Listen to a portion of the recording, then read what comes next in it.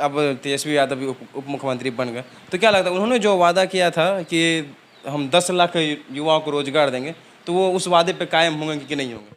अरे वो करे तो रासलीला, अब मैं करूँ जैसे तो कि कैरेक्टर। बिहार में नीतीश कुमार जी को पलटू राम से अब कहा जा रहा है, और सब पूरा बिहार उनको पलटू राम कह रहा है कि जैसा कि भाजपा के टाइम पे बिहार में दारू बंद हुई थी, तो क्या अब आरजेडी के टाइम पे दारू चालू होगी कि नहीं? हमारी जनता भी इसको सुनना चाहेगी। प्रधानमंत्री को कहना चाहता हूं कि तुम तो ठहरे परदेसी, साथ क्या निभाओगे, घर चला नहीं सकते, देश क्या चलाओगे। कह रही है मेरी पत्नी कब टलेगी महंगाई, कह रही है मेरी पत्नी कब टलेगी महंगाई, रोटी चावल आटा पर कितना टैक्स लगाओगे। बहुत नमस्कार, मैं अंकित देव और आप देख रहे हैं न्यूज़ टीवी। और हमारे साथ यहाँ आज बातचीत करने के लिए मौजूद है मनीगाछी प्रखंड के आरजेडी के अध्यक्ष अलकमा जी, जिनसे हम हाल ही में नीतीश कुमार जी जो महागठबंधन में आरजेडी के साथ जुड़े उन विषय में बात करेंगे कि आखिर क्यों उन्होंने आरजेडी महागठबंधन को ज्वाइन किया। तो पहले तो बहुत स्वागत है आपका हमारे न्यूज़ टीवी चैनल पे। बहुत बहुत शुक्रिया। अच्छा, एक चीज़ बताइए कि आखिर क्या रीज़न रहा जिसके वजह से नीतीश कुमार जी महागठबंधन की सरकार छोड़ के महागठबंधन में आए? चलिए, सबसे पहले मैं आपको और आपके चैनल को बधाई देता हूं कि आपने हमें इस अवसर पे बात करने का मौका दिया। आपने कहा कि महागठबंधन में आने की क्या वजह थी माननीय मुख्यमंत्री श्री नीतीश कुमार जी को। मैं बता रहा हूं कि जिस तरीके से पूर्व में वो मुख्यमंत्री जी थे, उनको घुटन सी महसूस हो रही थी और अंदर अंदर वो सही से खुल के काम नहीं कर रहे थे, और उनको लग रहा था कि मैं एक बीमार होते हैं, एक महाबीमार की तरह वो कार्यक्रम कर रहे थे, अपनी मुख्यमंत्री निभा रहे थे। आखिर वो पहले भी महागठबंधन के साथी थे, माननीय मुख्यमंत्री थे। अब फिर इन्होंने राजद के साथ और तमाम महागठबंधन के साथियों के साथ तमाम लोगों ने इनको मिलकर मुख्यमंत्री बनाया बिहार में। फिर इनको मुख्यमंत्री का दर्जा मिला और ये सद्भावना, भाईचारा, अमन और शांति, सही तरीके से बिहार में खुशहाली हो, खुशहाली से बिहार के लोग जिए, उसकी तरक्की के लिए ये इन्होंने चाहा कि महागठबंधन में ही मिलके मुख्यमंत्री बनने से, ताकि मैं खुल के काम कर सकूं और बिहार की जनता के साथ सही से काम कर सकूं। अब तेजस्वी यादव भी उप मुख्यमंत्री बन गए, तो क्या लगता है उन्होंने जो वादा किया था कि हम 10 लाख युवाओं को रोजगार देंगे, तो वो उस वादे पे कायम होंगे कि नहीं होंगे?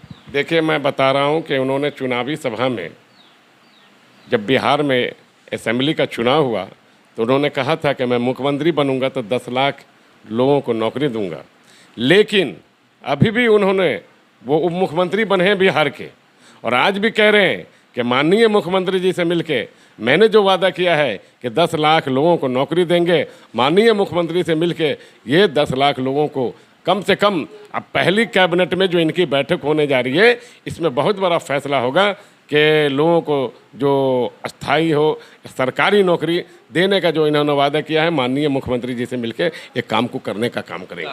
अच्छा, एक चीज़ बताइए कि आप भी आरजेडी में, तो क्या लगता है कि इस बार नए आरजेडी में जो जितने मंत्री बनेंगे वो किन किन का नाम मतलब सामने आ सकता है, या कौन कौन बन सकते हैं? देखिए, राजद से 15 आदमी का नाम आ रहा है, 15 से 16 आदमी का मंत्री बनने में। लेकिन मैं मनीगाछी प्रखंड राजद की ओर से मैं ये मांग करता हूँ और ये कामना करता हूँ, और जन जन की आवाज़ है। मैं राष्ट्रीय अध्यक्ष आदरणीय लालू प्रसाद यादव जी से, माननीय मुख्यमंत्री श्री नीतीश कुमार जी से, माननीय उप मुख्यमंत्री भाई तेजस्वी प्रसाद यादव जी से आग्रह करता हूं, और जन जन की आवाज़ है कि ये हमारे आदरणीय राष्ट्रीय जनता दल के राष्ट्रीय महासचिव आदरणीय श्री ललित कुमार यादव हमारे ग्रामीण विधानसभा के लोकप्रिय विधायक हैं, जो हर समस्या, हर जगह और हर लोगों के कंधे से कंधे मिला के चले हैं। ऐसे कद्दावर नेता को, ऐसे हर दिल अजीज नेता को मैं चाहता हूं, और मेरी मांग है, अवामों की मांग है, गरीब गुरबा, दलित, पिछड़ा, अति पिछड़ा, अग्रा पिछड़ा, तमाम लोगों की मांग है कि आदरणीय श्री ललित यादव को अच्छा कैबिनेट मंत्रालय मिलना चाहिए। चूँकि मैंने अपने देखा भी है कि सदन में जब मुख्य सचेतक थे हमारे विपक्ष के नेता भाई तेजस्वी प्रसाद यादव थे, तो वो नहीं भी थे, तो किस तरीके से हमारे हमारे माननीय श्री ललित कुमार यादव जी ने सदन को चलाने का काम किया और इसको पूरी तरीक़े से निर्वाह किया। मैं चाहूँगा और कि उनको अच्छा से अच्छा कैबिनेट मंत्रालय मिले। देखिए, जैसे कि बिहार में नीतीश कुमार जी को पलटू राम से अब कहा जा रहा है और सब पूरा बिहार उनको पलटू राम कह रहा है, तो आखिर क्या लगता है कि मतलब उनका ये जो बदलने का नीति है कि बार बार लगातार रहेगा या फिर क्या डिसीजन सही है या गलत है? नहीं, देखिए, आप जो कह रहे हैं मैं उसके बारे में तो अभी नहीं कुछ कहना चाहूँगा, लेकिन एक बात ज़रूर कहेंगे कि बड़े बड़े लोग हैं, बड़े बड़े लीडरान हैं, इन लोगों को कहीं कोई समस्या होती है।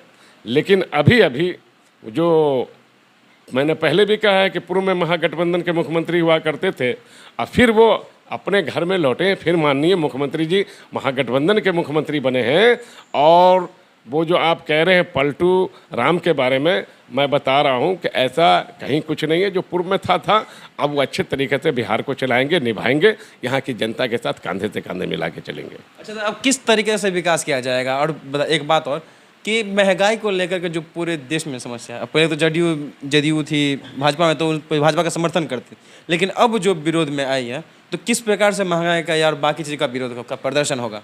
आपको बता रहे हैं पूरे बिहार में महंगाई के खिलाफ प्रतिरोध मार्च हर जिला के जिला मुख्यालय पर हमारे तेजस्वी प्रसाद यादव, हमारे राष्ट्रीय जनता दल के राष्ट्रीय अध्यक्ष आदरणीय लालू प्रसाद यादव जी महंगाई के खिलाफ रखे थे।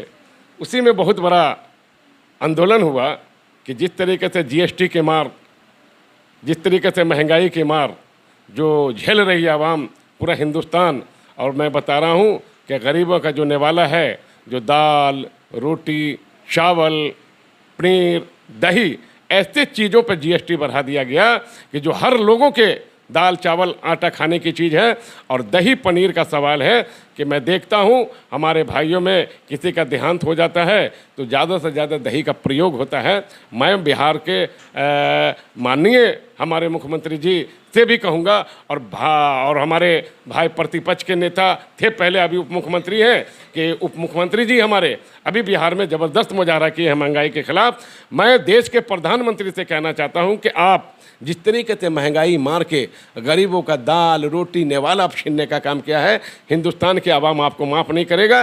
क्योंकि जीएसटी बढ़ता है और लोग देखते भी हैं, लेकिन कभी नहीं दाल, रोटी, चावल पर और खास के दही पनीर पर कभी जीएसटी नहीं बढ़ा है। यह महंगाई की मार तो हिंदुस्तान को जिस नक्शे पे ले जाया जा रहा है, हिंदुस्तान के अवाम देश के प्रधानमंत्री श्री नरेंद्र मोदी जी को माफ़ नहीं करेगा। अच्छा, एक चीज़ बताइए कि जैसे कि अब 2024 में चुनाव होने वाला और सामने में एक नाम उभर के आ रहा है कि नीतीश कुमार जी ने भाजपा इसलिए छोड़ा क्योंकि वो 2024 में पीएम के कैंडिडेट होने वाले हैं। क्या ये बात सही है और क्या लगता है आपको? देखिए, एक बात है कि अभी भी माननीय मुख्यमंत्री जी बने हैं और वक्त आने पर जैसा भी चेहरा होगा पीएम मटेरियल के लायक हमारे माननीय मुख्यमंत्री श्री नीतीश कुमार जी महागठबंधन में लगेंगे तो रहेंगे। तो क्या एजुकेशन और हेल्थ को लेकर के क्या कहना चाहेंगे अभी जो महंगाई बढ़ती जा रही है? आप बता रहे हैं एजुकेशन, हमारे बच्चे स्कूल जाते हैं, पब्लिक स्कूल जाए, पेंसिल, रबड़ सबका रेट बढ़ चुका है। भाई मैं बता रहा हूँ कि पेंसिल हुआ, रबर हुआ, मामूली चीज़, पेन हुआ, वगैरह वगैरह, इन लोगों पर रेट बढ़ जाना ये हिंदुस्तान का दुर्भाग्य है। ये हिंदुस्तान के प्रधानमंत्री का दुर्भाग्य है कि भाई मेरे बच्चे स्लेट लेके स्कूल जाते हैं, बच्चे तख्ती लेके स्कूल जाते हैं, बच्चे रबर लेके और पेंसिल लेके स्कूल जाते हैं। अब इस पर भी महंगाई मार दिया। अरे हमको तो लग रहा है कि जब आप मुर्दे के कफन पे, जो कफन का रेट आप उस पर जीएसटी लगा सकते हैं, तो अब बचा कौन हिंदुस्तान में? जब मुर्दे पड़े हुए हैं और उसके कपड़ा पर जब जीएसटी लगा दिए, कफन पे रेट लगा दिए और कफन को महंगा कर दिए, अब हिंदुस्तान का इससे बड़ा दुर्भाग्य प्रधानमंत्री जी क्या कर सकते हैं? ऐसे लोग, देखिए एक बात बता देते हैं कि ज़्यादा सितम दिन नहीं चलता है और ज़्यादा सितमगरों का भी जमाना नहीं चलता है। लेकिन मैं आपके चैनल के माध्यम से मैं देश के प्रधानमंत्री को कहना चाहता हूँ कि तुम तो ठहरे परदेसी, साथ क्या निभाओगे, घर चला नहीं सकते, देश क्या चलाओगे? कह रही है मेरी पत्नी, कब टलेगी महंगाई, कह रही है मेरी पत्नी कब टलेगी महंगाई, रोटी चावल आटा पर कितना टैक्स लगाओगे। बहुत अफसोस है, बहुत अफसोस है। आदरणीय प्रधानमंत्री जी, सोचिए, हिंदुस्तान के आवाम के लिए ऐसी महंगाई ना करें। आप चाहेंगे तो जीएसटी भी रुक सकता है, जीएसटी की माफ़ी हो सकती है। हमारे देश के जो माननीय प्रधानमंत्री श्री नरेंद्र मोदी जी, मैं उनको कहना चाहूँगा कि महंगाई के मार से हर एक गरीब मर रहा है। कितने गरीबों ने अपने बच्चे को पेंसिल रबड़ तक देना भी छोड़वा दिया कि जो पहले 2 रुपये 3 रुपये मिलता था और वो 5 6 या 7 रुपये सीधे मिल रही है। मतलब एजुकेशन के नाम पे जो गरीब पहले सरकारी स्कूल में भेजती थी रबर पेंसिल अपना जेब से लेकर के, अब वो भी देने के लिए यहाँ पे गरीब गुरबा यहाँ पे पूरा सक्षम नहीं है। वो बहुत तरीके से टूट चुकी है कि अब हम पढ़ाएंगे तो पढ़ाएंगे कैसे। एक जो गरीब गुरबे के लोग हैं उनको अपने बच्चे को पढ़ाना भी अब महंगा पड़ रहा है। और जो पहले शादी होता था, शादी में भी अब जैसे कि एक अनुमान लगा जा रहा है कि अगर आप 5 लाख की शादी का अगर एक एस्टिमेट लेके चल रहे हैं तो वहाँ पे 96,000 आपको टैक्स देना पड़ेगा। वो भले मतलब कपड़ा वगैरह जो भी टैक्स है वो पूरा देना, इसी हिसाब से पूरा पब्लिकों को भुगतना पड़ता है, जिसकी वजह से कि महंगाई इस हद तक बढ़ गई कि लोगों के खाने पर भी लालच आ चुके हैं। कई लोग तो 2 टाइम का जो पहले खाता अब 1 टाइम का खाते हैं, 1 टाइम बनाते 2 टाइम खाते हैं। उनके पास 2 टाइम का सही से खाना खाने के लिए पैसा नहीं है, क्योंकि इतना टैक्स बढ़ चुका है, जिसकी वजह से कि गरीब एक आत्महत्या के लास्ट स्टेज पे आ चुका है। कई जगह हमें सुनने को मिलता है कि खाने की वजह से, भूखमरी की वजह से कई लोग मर गए। भूखमरी की वजह से एक घर में 5 लोगों ने अपने पूरे बच्चे परिवार के साथ में फांसी लगा लिया। ऐसा बहुत सारा बिहार में और फिर कई जगह जो चलते आ रहा है महंगाई को लेकर के, इसको थोड़ा कम करना ही चाहिए किसी भी हालत में। और अच्छा है कि बिहार जो एजुकेशन और बहुत चीज़ को लेकर के पीछे है, तो इसको जो अब नई सरकार आई है तो इसको किस तरीके से सुधारेगी, क्या लगता है? देखिए, एक बात है कि नई सरकार नई तरीके से नई पहल होगी, और मैं माननीय बिहार के मुख्यमंत्री आदरणीय श्री नीतीश कुमार जी से और माननीय बिहार के उप मुख्यमंत्री भाई तेजस्वी प्रसाद यादव जी से भी कहूँगा कि जिस तरीके से शिक्षा है, एजुकेशन है, हेल्थ है और चीज़ है, जिस तरीके से महंगाई का मार है, हमारे माननीय मुख्यमंत्री बिहार को देखेंगे कि किस तरीके से। अभी हमारे पत्रकार बोल रहे थे कि किस तरीके से रबर है, पेंसिल है, वगैरह है वगैरह है। अब बच्चे का भी पढ़ाई पे कठिनाई है। क्या भाई, ये अंग्रेज़ों की बड़ी साजिश चल रही है देश में कि एजुकेशन ख़त्म करो, और आपको बता देते हैं कि जिस कौम को मिट्टी में मिलना है उसकी इल्मी सलाहियत छीन लो, उसको इल्मी ताकत छीन लो, वो कौम खुद ब खुद मिट्टी में मिल जाएगा। कहीं ये भी तो नहीं साजिश है देश के प्रधानमंत्री का कि देश के युवाओं को और देश के बच्चों को निरक्षर रखना। भैया, मैंने तो पहली बार मैं सुना कि पेंसिल, रबर, स्लेट, पेंसिल, किताब, कॉपी और इन लोगों पर भी आपको जीएसटी लग रहा है। वो भी महंगाई कर दी है भैया। जब आप इतना गिर सकते हो, आप पेंसिल से लेके आप आ जाइए कफन पे महंगाई का रेट बढ़ा सकते हो। भैया बचा क्या? अब इसके आगे कुछ नहीं बचा है। और मैं माननीय मुख्यमंत्री जी से कहूँगा कि कम से कम बिहार को सही तरीके से महंगाई के मार से बचाएं। एक सवाल कि जैसे कि पहले भी कहा था कि लालू जी के टाइम पे जंगल राज चल रहा है बिहार में, और अब फिर से अब आरजेडी के जैसे महागठबंधन की सरकार है, तो क्या जो नीतीश कुमार जी खुद कहते हैं कि हम जंगल राज फिर से नहीं चलने देंगे, तो कहीं फिर से जंगल राज तो नहीं ना होगा, ये क्या लगता है? देखिए, एक बात बता रहे हैं, जंगल राज वो लोग बोल रहे हैं, हम दलित, महादलित, पिछड़ा, अति पिछड़ा, अकलियत के लोग, अगर आप पिछड़ा तमाम लोग को, ये लोग हम लोग को जंगली बोलते हैं। अब जब गरीब गुरबा की सरकार बिहार में हो गई, दलित पिछड़ा की सरकार हो गई, अकलियतों की सरकार हो गई, तो इनको जंगल राज लग रहा है। हम लोग को ये लोग जंगली बोलते हैं कि जंगल राज है, और हम गरीब गुरबा, गरीब तबके से लोग आते हैं और गरीब गुरबा की बिहार में सरकार बनती है तो उनको जंगल राज। अरे वो करे तो रासलीला, अब मैं करूँ तो कैरेक्टर ढीला। वो करते हैं तो बहुत अच्छा, अब मैं करता हूँ तो जंगल राज।